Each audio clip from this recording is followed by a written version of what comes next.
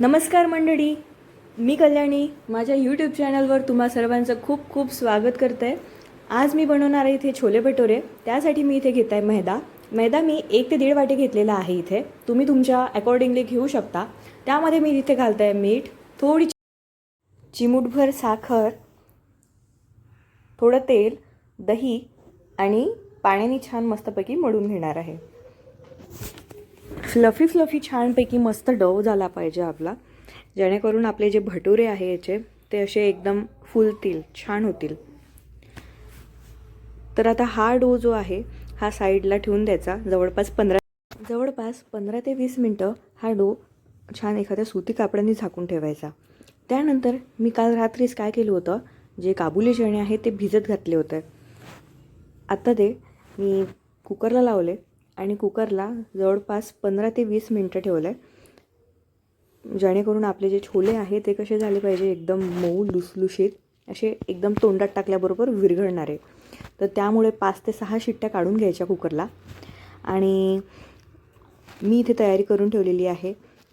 इथे घेतलेलं आहे टमाटर, कांदा, मिरची, धनिया आणि आपला लसणाच्या कळ्या.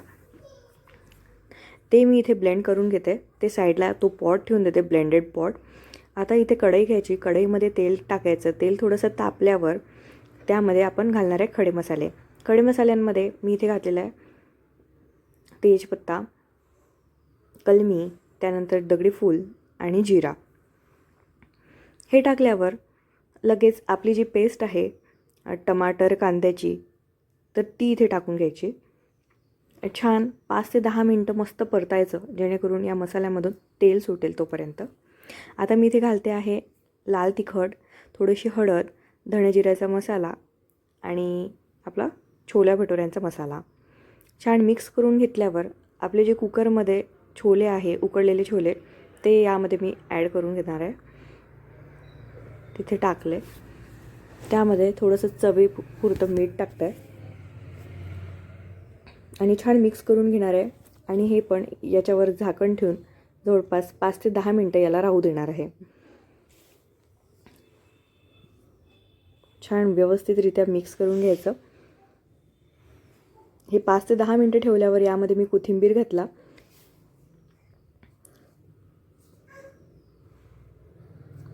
बघा, तुम्ही पाहू शकता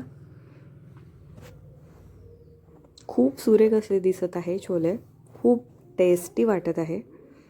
इथे मस्तपैकी अशी छोल्यांची भाजी तयार झालेली आहे.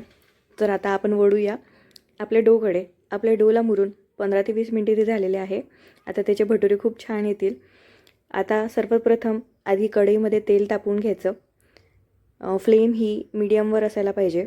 त्यानंतर एक लोटी घेऊन त्याचे छान पुरीचा आकार द्यायचा. छान छोटे छोटे करायचे भटुरे करायचे, किंवा अकॉर्डिंग टू यू जर तुम्हाला वाटत असेल की मोठ्या साईजचे पाहिजे भटुरे, तर मोठी साईज पण तुम्ही इथे करू शकता. पण कसं आहे, हे जे भटुरे आहे हे या ज्या पुऱ्या आहे या पातळ लाटून घ्यायच्या, छान एकदम जाडजाड नको. छान इथे तेल तापलेलं आहे, यामध्ये आता मी सोडते. तुम्ही ते बघू शकता. आपला भटुरा किती छान फुललेला आहे. वाव,